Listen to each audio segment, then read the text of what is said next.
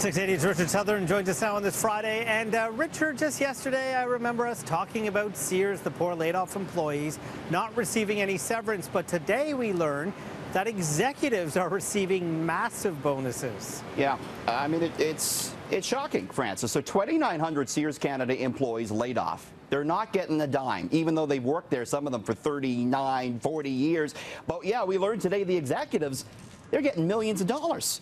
The company's CEO and senior managers making off with $9.2 million in retention bonuses.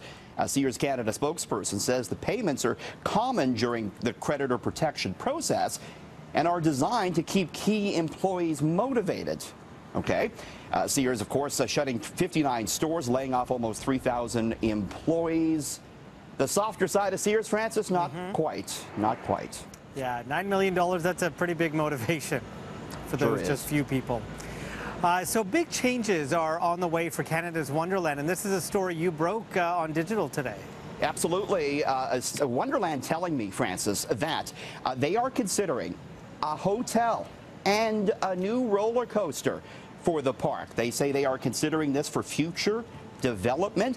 Wonderland is owned by Cedar Fair Entertainment out of the U.S., and they own a bunch of parks.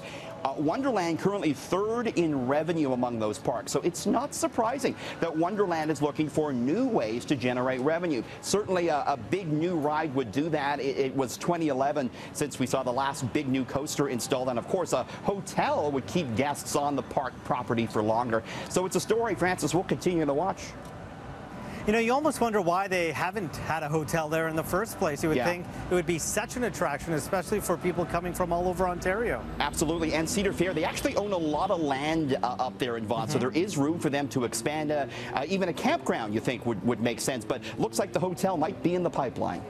So Disney is giving us a sneak peek of its Star Wars lands that are currently under construction. Yeah, and all the Star Wars fans are going to want to come to the TV and take a look at this. What Disney did, they showed off a detailed model of the Star Wars themed lands, and we could see things like giant replicas of the Star Wars ships in the middle of the park.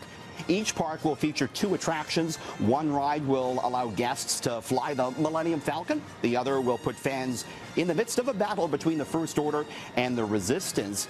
This is the biggest ever expansion for Disney. Each of these parks will cover 14 acres, Francis, both in Orlando and in out in California. So this is big for them. And again, it opens in 2019.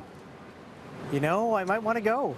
It's going to bring a lot of people in. It's going to generate a lot of money, I'm sure, for Disney. No kidding. So offices are hanging up the traditional desk phone. And you're looking at why the landline at work is going the way of the dodo bird. And I think we're getting rid of landlines too, aren't we, Francis? Yes. So, you know, according to IDC, a whopping 2/3 of offices in Canada have ditched that traditional desk phone. Many offices relying just on cell phones now and on Skype. You see a lot of employees making their phone calls and their conference calls via broadband connection on their computers. There's, you know, some reliability issues here. Of course, you can always rely on the phone. You can't always rely on broadband, but it's dollars and cents in the end. Desk phones can cost about $100 each, so it's a big cost-saving measure for companies. And, you know, why pay for a mobile and a desk phone? Give your employees when you can just have one. Mobile employees. It's great. Absolutely. So by this time next year, some Canadians may be starting the day off with a coffee that gives them a little extra buzz. What do you mean? Yeah, well, here we go. A company out of California, Francis, coming out with these K-Cup coffee pods, but they are infused with marijuana. Yes, the company called... Really? That's a way to start your day. The company called Brew Buzz, and so you put your pod into your Keurig and you can enjoy a caffeine jolt with a little extra buzz. The pods are biodegradable. They come in regular and decaf and in tea flavored as well. Not cheap. It's $7 a pop, and who knows, as you say, maybe a year from now we'll be looking at those up here in Canada.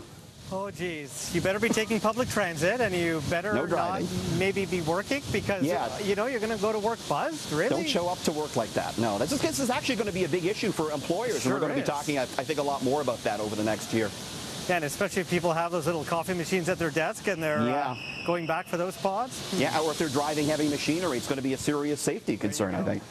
So a small zippered bag is expected to go for millions at auction next week, but it's not a designer bag, Richard. No, it's going for big money because of where it's been and what's been in it, Francis.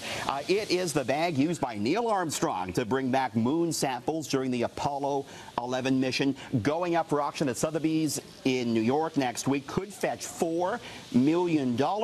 Armstrong collected 500 grams of moon dust and 12 rock fragments in this bag back in 1969. Other items being auctioned include documents that were aboard the Apollo 11 capsule as well as the Apollo 13 flight plan.